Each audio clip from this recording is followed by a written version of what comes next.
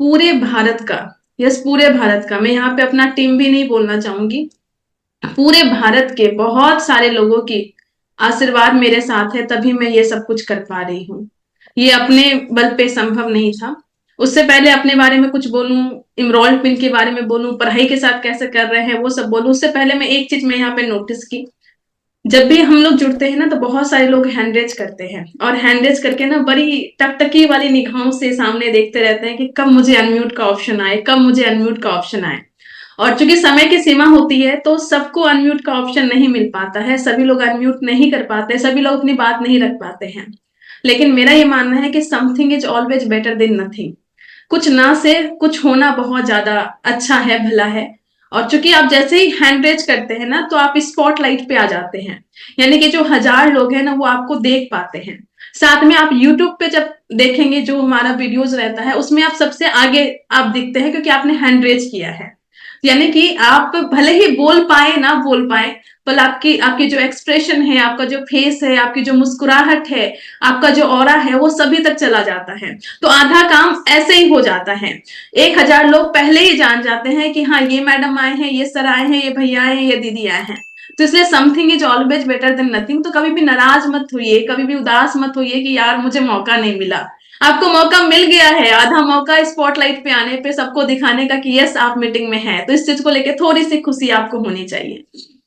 तो मेरा नाम मधुसुदी है, फॉरबिसगंज अररिया बिहार से बिलोंग करती हूँ। पढ़ाई के साथ बिजनेस स्टार्ट किया, बचपन से ही बहुत ज्यादा संघर्ष को देखी थी। तो मुझे लगा था पैसा कमाना बहुत इंपॉर्टेंट है, और मुझे लगता है कि कहीं ना कहीं पुराने जन्म में कुछ ना कुछ अच्छा पुण्य किया था कि सही समय पे सही कंपनी मिली। क्योंकि हो सकता था भगवान डायरेक्ट सेलिंग में बहुत सारी फ्रॉड चीजें चल रही है उसमें घुसा सकते थे, पर सही कंपनी मिली और सबसे अच्छा सही परिवार मिला। बहुत सारे लोग मुझे बोलते हैं कि मधु हमेशा तुम इतना ड्रेस कोड में कैसे रह जाती हो। आज तो भले ही मैं लैब से तुरंत भाग के आई हूँ तो मैं टाई नहीं लगा पाई, शर्ट नहीं पहन के टाई नहीं लगा पाई। लेकिन नॉर्मली ऐसा हुआ है कि मेरा ड्रेस कोड का सबसे पीछे का जो चीज होता था वो मेरी मम्मी थी। कभी भी ऐसा होता था ना कि मैं आलस में हो जाऊं और मैं बोलती थी कि यार मम्मी आज टाई नहीं लगाएंगे तो क्या हो जाएगा। वैसे भी लड़कियां तो ज्यादा ड्रेस कोड कहाँ फॉलो करती है अपनी इंडस्ट्री में। लोग तो सूट पहनते हैं, लोग बहुत सारी चीजें पहनते हैं, तो एक दिन अगर हम ब्लेजर ना पहने, एक दिन हम टाई ना लगाए, एक दिन हम ड्रेस कोड में नहीं रहे तो क्या फायदा, क्या फर्क पड़ जाएगा। और मेरी मम्मी इतनी मतलब सख्त थी ना, वो हमेशा बोलती थी लगा लोगे तो क्या बिगड़ जाएगा। मतलब आज तक कभी भी, मतलब जो होम मीटिंग होती थी ना, जो मैं घर जाती थी, घर पे पीयूसी पे भी होम मीटिंग कोई है, मत तो एक टाइम के बाद, एक टाइम अभी तो थोड़ा कम बोलती है, लेकिन उस टाइम पे मम्मी ड्रेस कोड के लिए इतनी ज्यादा सख्त थी ना, मेरे ड्रेस कोड के लिए। मतलब मेरा कभी कभी मन होता था ना कि ठीक है मम्मी चलो ना ऐसे ही चले जाते हैं, मम्मी बोलती थी no, you have to follow the dress code, और वो पूरा ड्रेस कोड फॉलो करवाती थी। कई बार ऐसा होता था कि जब मैं मीटिंग्स लेती थी और मैं सोचती थी कि ठीक है ना, ज्यादा प्रिपेयर नहीं करेंगे, ज्यादा कुछ नहीं करेंगे तो क्या फर्क पड़ जाएगा, वैसे भी क्या फर्क पड़ता है। तो मेरा ब्रदर, मेरा भाई मुझे बोलता था कि मधु तुम एक अलग स्तर की लड़की हो, तुम पढ़ी लिखी लड़की हो, और तुमसे देख के बहुत सारे यूथ आएंगे, तो तुम जो बोल रही हो ना क्या फर्क पड़ जाएगा, तो बहुत फर्क पड़ता है। तुम्हें नहीं पता तुम्हें देख के कितने लोग आ रहे हैं। तो मेरा जो परिवार है ना वो एक चीजों में मेरी कहता है ना मेरी नकल कसे हुए थे। मेरा कभी मन करता था काम नहीं करूं तो सब लोग बोलते थे मधु तुम आज काम नहीं कर रही हो, तुम आज फोन नहीं कर रही हो, तुम आज प्लान दिखाने नहीं जा रही हो, तुम आज ज्यादा लेट से सो रही हो। तो मेरे घर में जो माहौल मेरे घर वालों ने दिया है ना, और वो सबसे बड़ी चीज है जो मुझे कामयाबी यहाँ पे मिली है। मेरे ड्रेस कोड को लेके, मेरे खाने पीने को लेके, मेरे बात करने को लेके। कभी कभी क्या होता है कि जब आप बड़ी पिन पे चले जाते हैं ना तो आपके बाद में थोड़ा सा गुस्सा, या थोड़ा सा टीम अगर थोड़ा कुछ कम काम कर लेती तो थोड़ा आप नाराज होने लगते हैं। तो कभी कभी ऐसा होता था कि मान लीजिए कि बिजनेस में देखिए अप डाउन होता रहता है। तो जब मैं अपना लगातार पिन चेंज करती जा रही थी और मेरा स्टार पर्ल हुआ था, और स्टार पर्ल हुआ फिर इमरॉल्ड भी हुआ, और इमरॉल्ड होने के बाद में दिसंबर 2021 में हुआ था, उसके बाद कहीं ना कहीं डाउन फेज आता है, कभी ना कभी आएगा ही, सबके बिजनेस में आता है, अप डाउन चलता रहता है।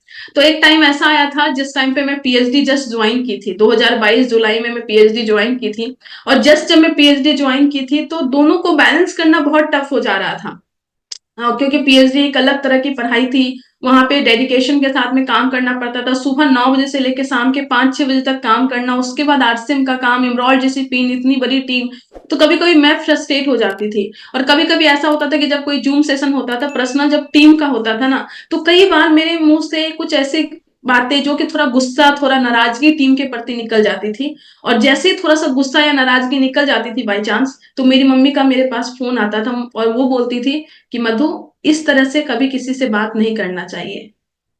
ठीक है, थोड़ा बिजनेस डाउन चल रहा है, ठीक है, पर्सनल प्रॉब्लम है, ठीक है, सब कुछ है, बट तुम्हारी पर्सनल प्रॉब्लम कभी भी प्रोफेशनली तुम्हारी टीम पे नहीं दिखनी चाहिए। ठीक है, सब लोग अपने अपने तरीके से काम करते हैं, जिस स्पीड से तुम काम करना चाहती हो सकता है उस स्पीड से तुम्हारी टीम काम ना करे, पर तुम्हारा बिल्कुल भी ये अधिकार नहीं है कि तुम किसी से थोड़ा नाराजगी से, थोड़ा गुस्से से, थोड़ा सा ऊंची आवाज में तुम बात करो। ये हमारे संस्कार में नहीं है। और ये चीजें ना, मुझे जब भी मैं थोड़ा सा कहते हैं ना बिगड़ने की कोशिश करती थी, तो मेरे पीछे मेरी मदर थी जिन्होंने मुझे खींचा।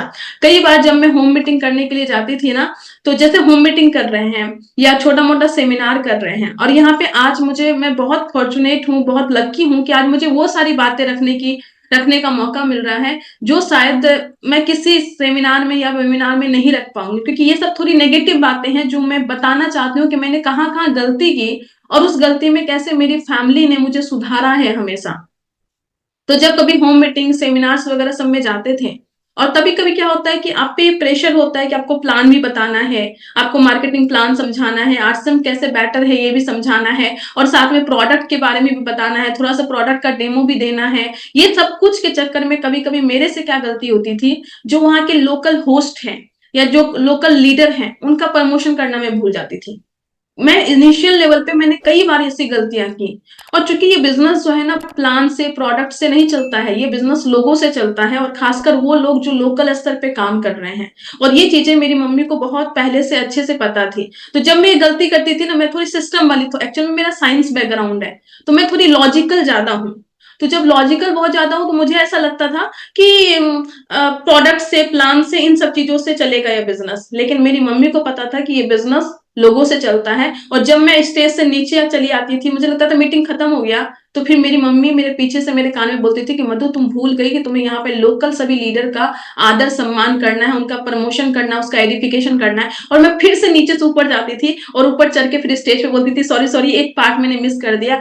फिर मैं शुरू से थोड़ा थोड़ा बना के वाइटल लेवल का प्रमोशन, रॉयल्टी लेवल का प्रमोशन, टेक्निकल लेवल का प्रमोशन, वहां पे जो लोकल होस्ट है जिसने काम वगैरह सब किया है, ये सब कुछ का प्रमोशन करके फिर जब नीचे आते थे, तब मैं देखती थी कि हाँ, हमारे लीडर्स जो हैं उनके चेहरे पे अब जाके मुस्कान आई है कि हाँ, मजा आ गया।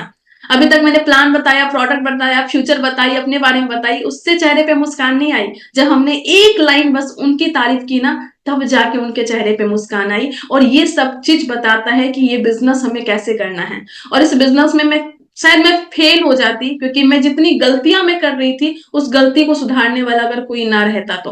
कई बार ऐसा होता था कि मेरी अपलाइन है, और कई बार मतलब मैं बोलती हूँ ना कि इस बिजनेस में कामयाबी के लिए मैंने कुछ नहीं किया है।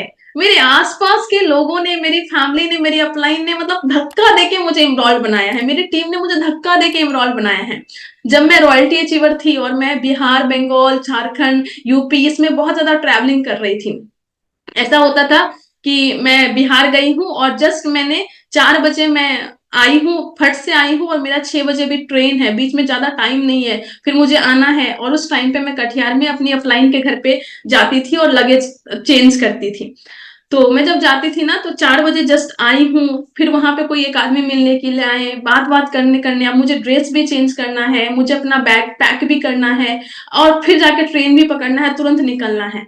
और कई बार ऐसा हुआ है मेरे साथ कि मम्मी तो बचपन में खाना खिलाती है, कई बार ऐसा हुआ कि मैं बैग पे पैक कर रही हूँ, ट्रेन के लिए लेट हो रहा है, और वहां पे जो मेरी अपलाइन, मेरी जो रूबी अचीवर हैं, जो रूपम किशोर आंटी हैं, वो मुझे अपने हाथ से खाना खिला रही है। मैं बैग पैक कर रही हूँ, वो अपने हाथ से खाना खिला रही है। और कई बार ऐसा, उनके 2 बच्चे हैं, उनके 2 बेटे हमेशा बोलते हैं कि दीदी, मम्मी, मुझे तो कभी इतना प्यार से नहीं खिलाया जितना कि तुम मधु दीदी को खिलाती हो। तो एक नहीं, कई माँ मुझे मिली, कई भाई मिले, कई बहन मिले। बहुत सारे सेमिनार में जाती हूँ, बहुत सारी अलग अलग चीजें होती है, बहुत सारे भाई आके सपोर्ट करते हैं। और बहुत सारे लोग, अभी मैं एक रिसेंट का एक इंसिडेंट आपको बताती हूँ। मेरे बैकग्राउंड में आप देख रहे होंगे, यहाँ पे लिखा हुआ है, सफलता महिलाओं का जन्मसिद्ध अधिकार है। तो एक अभी मेरा वीडियो आया था जो कि महिलाएं असफल क्यों होती है, तो मैं उस वीडियो को थोड़ा सा लोगों को भेज रही थी। तो एक लड़के का मेरे पास मैसेज आया कि आप लोग कुछ ज्यादा ही महिला को प्रमोट नहीं कर रहे हैं क्या। उनका वॉइस मैसेज आया कि महिलाओं का ही सिर्फ जन्म सिद्ध अधिकार है क्या, हमारा कुछ भी नहीं है। अभी के ट्रेंड में बहुत सारे जो युवा साथी हैं, जो यंग जनरेशन है, वो बहुत ज्यादा मतलब कहते हैं ना, बहुत ज्यादा फ्रस्ट्रेट है इस चीज के कि महिलाओं को इतना क्यों प्रमोट किया जाता है, क्यों महिला महिला किया जाता है, क्यों लड़की लड़की किया जाता है। बाहर में बहुत सारी चीजें हो रही हैं। तो मैं उनको तो कुछ नहीं बोली, लेकिन मुझे एक अपना रिसेंट का एक इंसिडेंट याद आया। मैं अभी अपने आसपास लोकल में एक जगह काम करने के लिए गई थी। तो मैं 4 बजे स्कूटी लेके गई थी और स्कूटी लेके मैंने वहां पे काम किया। 3 होम मीटिंग हमने की और 3 होम मीटिंग करते करते, चूंकि यहाँ पे जो वेस्ट बंगाल में थोड़ा रात को काम होता है, यहाँ पे होम मीटिंग सब रात को शाम को होती है। तो काम करते करते लगभग 11 बज गया। अब यहाँ पे जब 11 बजा ना, तो मेरे पास स्कूटी थी, मुझे रास्ता पता था, बट स्टिल मैं अकेले नहीं आ सकती थी और मुझे एक किसी को बोलना पड़ा कि भैया चलिए आप मुझे छोड़ के आ जाइए। तो वहां से मुझे छोड़ के आना पड़ा। उन्होंने वो आए, मुझे मेरे रूम पे ड्रॉप किए, मैं स्कूटी से आई, वो बाइक से आए, वो ड्रॉप किए फिर गए। ये फर्क है।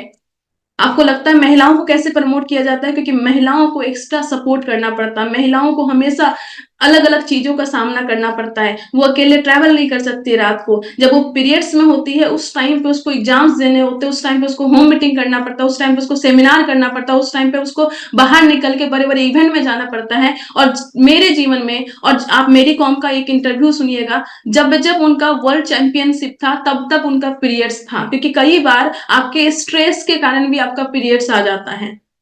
और आप कहते हैं महिलाओं को क्यों एक्स्ट्रा सपोर्ट करना चाहिए? इसलिए क्योंकि महिलाएं आपसे डिफरेंट हैं, महिलाएं अलग अलग चीजें झेलती हैं और इसलिए आपको अलग से सपोर्ट करना पड़ेगा।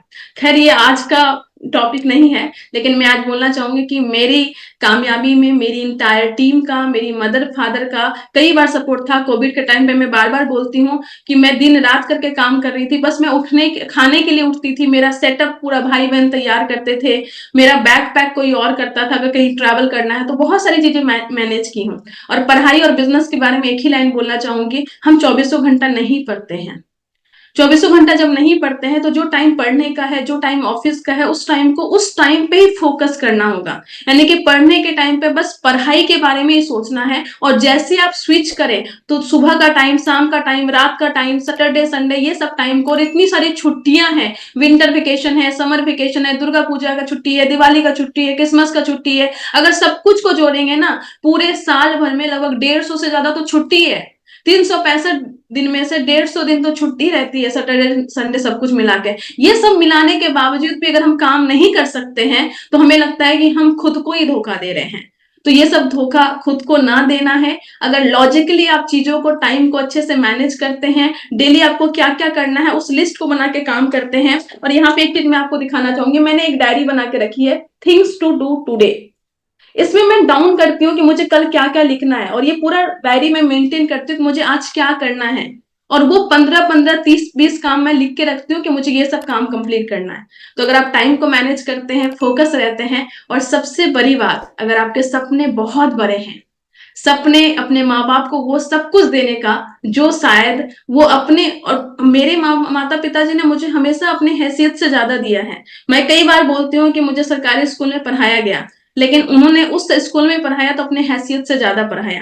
मुझे याद है कि जब मेरे लिए मम्मी कपड़ा लेने के लिए जाती थी ना, तो मुझे 600, 700, 1000 का जींस दिलवाती थी, और खुद बोलती थी कि मेरे पास तो ये बहुत सारी है। इस तरीके से उन्होंने हमारी परवरिश की है। जिस टाइम पे हमारे पास ठीक से पढ़ने तक का पैसा नहीं था, ठीक से दुकान नहीं चलता था, उस टाइम पे जब मैं 9th-10th में थी, जस्ट इंटरनेट आया था, जस्ट ऑनलाइन चीजें आई थी, उस टाइम पे मेरे घर में कंप्यूटर इसलिए खरीदा गया था ताकि हम लोग पढ़ाई को अच्छे से कर सके। उस टाइम पे मम्मी कहाँ कहाँ से जुगाड़ करके पैसे करके, तो अपने हैसियत से सब कुछ उन्होंने ज्यादा दिया है।